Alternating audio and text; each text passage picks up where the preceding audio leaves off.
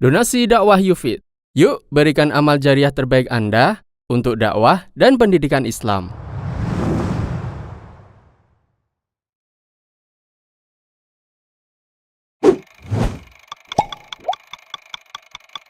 Baik.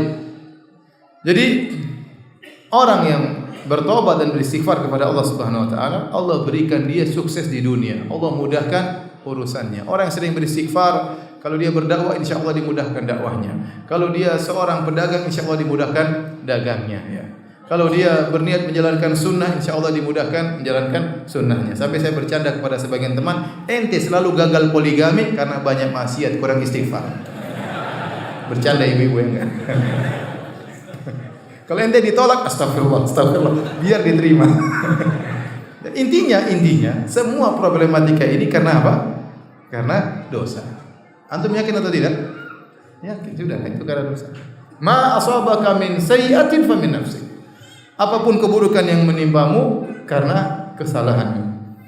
Baik, ini di dunia Allah berikan ketenangan, Allah berikan solusi. Terlebih lagi di akhirat. Terlebih lagi di akhirat. Kalau seorang bertobat kepada Allah Subhanahu wa taala, maka Allah akan ampuni dosa-dosanya sebanyak apapun. Sebanyak apapun, sebanyak ya buih di lautan, sebanyak ya tetesan air hujan, sebanyak jumlah butiran pasir di alam semesta, sebesar bumi ini. Kalau kamu bertobat, Allah akan ampuni dosa-dosamu. Mudah bagi Allah. Tidak ada dosa sebesar apapun di hadapan Allah jika seorang bertobat. Karena Allah Ghaffar, Allah Maha Pengampun. Allah Ghafur, Allah Ghafir. Sebanyak apapun dosa dilakukan, kalau dia bertobat diterima oleh Allah. Berulang-ulang 1000 kali dia lakukan, Allah akan ampuni. Ya. Karena Allah Maha Pengampun dengan cara dia bertobat. Makanya taubat ini adalah ibadah mungkin sangat dibenci oleh iblis. Kenapa iblis? Bayangkan kalau ada iblis ya, iblis menggoda seorang. Orang ini mungkin sudah bermaksiat 80 tahun mungkin. Dari sejak lahir maksiat. maksiat 80 tahun. Iblis sudah sangka ini jadi teman saya nanti di neraka. Oh, 80 tahun maksiat, syirik, musyrik, bunuh orang semuanya. Begitu umur 81 dia bertobat. Gagal enggak iblis? Gimana enggak nyikir? Kurang ajar nih orang. Di ujung-ujungnya malah bertobat. Allah ampuni seluruh apa? Dosa-dosanya. Ya. Dia didapatkan husnul khatimah. Ya. Anugerah dari Allah Subhanahu wa taala. Makanya di antara keistimewaan taubat, seorang kalau bertobat dosanya diampuni sebesar apapun, sebanyak apapun. Ya. Allah Maha Mengampuni. Makanya di antara ayat dalam Al-Qur'an ya, huwa ahlut taqwa wa ahlul maghfirah. Dialah Allah ahlul maghfirah, yang ahli untuk memaafkan. Itulah Allah Subhanahu wa taala. Kalau kita tidak pantas untuk dimaafkan, Allah bisa memaafkan. Yang penting ente minta maaf. Mungkin kita tidak pantas untuk dimaafkan, benar dosa terlalu banyak, maksiat terlalu berulang-ulang. Maksiat, tobat kembali lagi, tobat kembali lagi. Tidak pantas. Kalau kita hukum dunia ini tidak pantas untuk diampuni. Ini kurang ajar. Sudah saya ampuni, ngulangi lagi. Kita kalau punya anak buah nyolong, kita ampuni. Nyolong lagi kira-kira gimana? Kita ampuni? Enggak. Kita panggil polisi. Saya ampuni engkau di penjara. Allah Subhanahu wa taala tidak demikian. Maksiat kembali lagi, tobat. Maksiat lagi, tobat lagi. Tidak pantas untuk diampuni, tetapi Allah huwa ahlut taqwa wa ahlul maghfirah. Allah ahli untuk mengampuni. Ya. Makanya seorang penyair pernah berkata, in azumat dzunubi kasratan wa laqad alimtu bi anna afwaka a'zamu. Ya Allah, meskipun aku tahu dosaku begitu banyak, tapi saya tahu ampunanmu lebih banyak daripada dosa-dosaku. Jadi di antara keistimewaan taubat menghapuskan seluruh dosa-dosa yang telah lalu. At-taibu minadz-dzam kama la dzambalahu. Seorang yang bertobat dari dosa seperti tidak pernah melakukan dosa. Contoh nyata seperti penyihir Firaun. Antum lihat kisah penyihir Firaun menakjubkan. Mereka kerjaannya tukang sihir. Tukang sihir musyrik atau bukan? Tukang sihir kerjanya bekerja sama dengan setan atau tidak? Iya, kerjaannya begitu. Profesinya cari duitnya jadi penyihir. Puluhan tahun jadi penyihir. Kemudian diundang oleh Firaun. diundang untuk duel sama Nabi Musa alaihissalam. Maka datanglah mereka berbondong-bondong semangat dengan niat yang buruk untuk mengalahkan Nabi Musa. Bahkan mereka mengatakan bi'izzati Fir'aun, demi keperkasaan Fir'aun waktu mereka berduel dengan Nabi Musa. A inna lana la ajran in kunna nahnul ghalibin. Mereka berkata, wahai Fir'aun, kalau kami menang, apakah kami dapat upah? Kata Fir'aun, iya, bahkan kalian akan menjadi minal muqarrabin. Bukan cuma dapat upah, dapat jabatan. Bayangkan betapa semangat para penyihir tersebut. Makanya mereka datang rame-rame, bekerja sama dalam kesyirikan, ya, bersabar menghadapi Nabi Musa.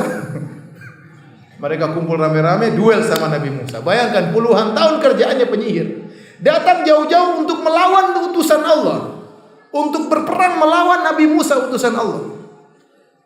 Bahkan sudah minta jabatan kepada Firaun. Begitu mereka duel, mereka kalah. Faulqiyas saharatu sujada, mereka langsung sujud. Bayangkan. Kemudian mereka bertobat, mereka tidak beriman lama, tidak sampai satu siang mereka beriman. Dibunuh oleh Firaun. Ya. Firaun mengatakan, apa kalian beriman sebelum aku izinkan kepada kalian? Aku akan bunuh kalian. Kata mereka, faqdi ma antaqa, silakan lakukan apa yang engkau hendak lakukan. Inna ma hadhil hayatud dunya, kehidupan ini cuma kehidupan apa? Dunia. Kami ingin diampuni oleh Allah Subhanahu wa taala. Mereka meninggal husnul khatimah setelah sekian puluh tahun dalam kesyirikan. Ini yang buat iblis jengkel seperti ini. Waduh, sudah gagal. Sudah selama ini saya goda dia, ternyata di ujungnya dia bertobat kepada Allah Subhanahu wa taala. Ustaz, kalau gitu saya juga begitu, Ustaz. Ente tengah-tengah maksiat tewas, repot. Berhasil iblis. Berhasil. Ya, saya a'udzubillah, sebagian orang berzina, nantilah saya bertobat, nantilah. Begitu sedang berzina, jantungan terus tewas. Seorang nonton film porno, nantilah saya bertobat habis ini. Lagi 2 seri, 3 seri. Kalau lagi nonton tewas, coba masa. Waliyadzubillah. Tidak sempat bertobat. Kita enggak tahu kapan Allah cabut nyawa kita. Oleh karenanya di antara keistimewaan taubat di akhirat, kalau seorang sudah bertobat, semua dosanya diampuni oleh Allah Subhanahu wa taala sebesar apapun dosa tersebut. Kemudian bukan cuma itu, Allah kasih bonus. Allah berfirman, ya ayyuhalladzina amanu tubu ilallahi taubatan nasuha asa rabbukum ayyukaffira ankum min sayyi'atikum. Wahai orang yang beriman, bertobatlah kepada Rabb kalian dengan taubat yang nasuha. Niscaya Allah akan mengampuni dosa-dosa kalian. Ini sudah kita bahas tadi, poin pertama. Diampuni dosa-dosa sebesar apapun, sebanyak apapun. Asa rabbukum ayyukaffira ankum min sayyi'atikum. Semoga Allah mengampuni dosa-dosa kalian. Apakah titik? Belum, masih koma. Ternyata Allah kasih bonus. Wa yudkhilakum jannatin tajri min tahtihal anhar. Dan Allah akan masukkan kalian ke dalam surga yang mengalir di bawahnya sungai-sungai. Apakah ada yang lebih baik daripada Allah Subhanahu wa taala? Untuk manusia tidak bisa seperti ini.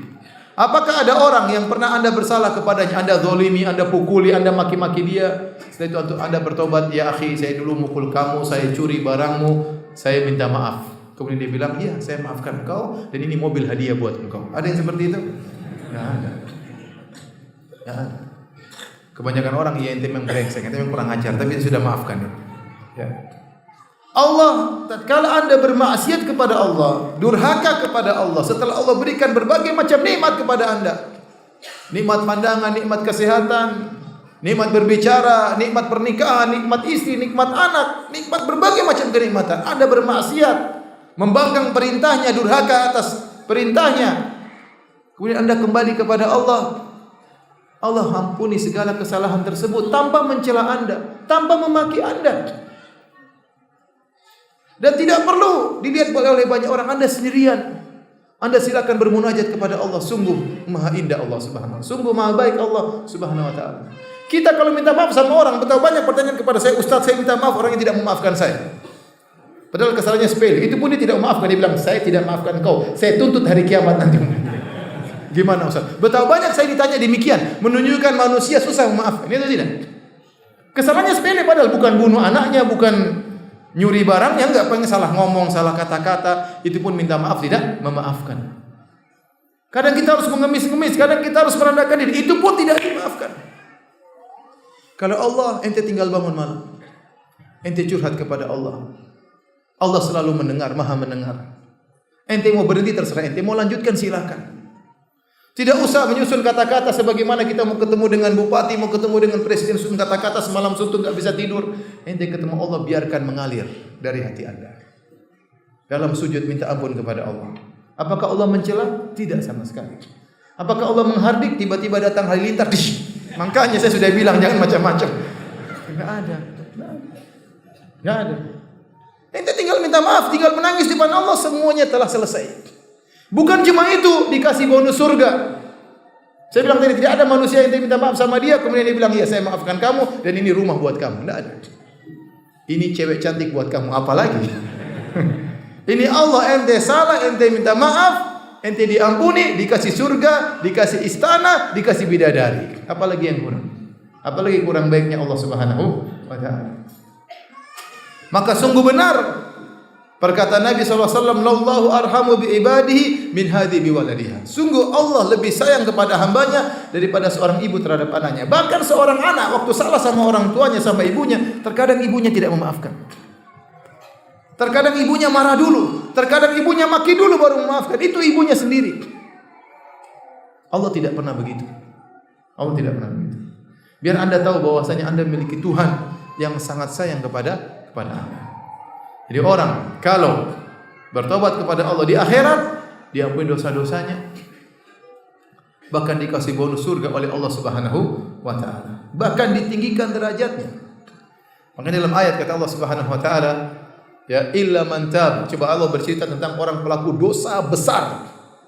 Kata Allah, walladzina la yad'una ma'allahi ilahan akhar. Wa la yaqtulun nafsa allati harramallahu illa bil haqq wa la yaznun. Ini 3 dosa paling besar. Dan orang-orang yang tidak berbuat kesyirikan, dan orang-orang tidak membunuh orang lain, dan orang-orang tidak berzina. Wa may yaf'al dzalika yalqa athama. Barang siapa melakukan dosa ini, syirik kepada Allah, berzina, membunuh orang, yalqa athama, dia akan mendapatkan dosanya pada hari kiamat. Yudha'af lahul adzabu yaumal qiyamah. Maka pada hari kiamat dia akan dilipat gandakan dosanya. Siksaannya akan dilipat gandakan. Dikekalkan dalam neraka jahanam. Setelah itu Allah mengatakan illa man taba, kecuali orang yang bertobat, wa amana wa amila amalan salihan, kemudian dia beriman dan beramal saleh. Kata Allah, fa ulaika yubaddilullahu sayyi'atihim hasanat. Mereka ini dosa-dosanya dirubah menjadi kebaikan. Bayangkan, maksiatnya dirubah jadi pahala. Apa yang lebih indah daripada ini? Apalagi yang lebih baik daripada ini? Maka kalau Anda ingin sukses dunia maupun di akhirat, perbanyak bertobat kepada Allah Subhanahu wa taala. Maka saya ingatkan para hadirin, ya, kita diajarkan oleh Nabi sallallahu alaihi wasallam istighfar di pagi hari, petang hari. Anda boleh istighfar 100 kali di pagi hari, istighfar 100 kali di petang hari. Anda bisa baca doa sayyidul istighfar di pagi hari dan petang hari. Habis salat kita istighfar, astagfirullah, astagfirullah, astagfirullah. Habis salat malam, wabil ashari hum yastaghfirun. Dan di waktu sahur mereka beristighfar. Itu kebiasaan orang-orang soleh, selalu banyak istighfar kepada Allah Subhanahu wa taala.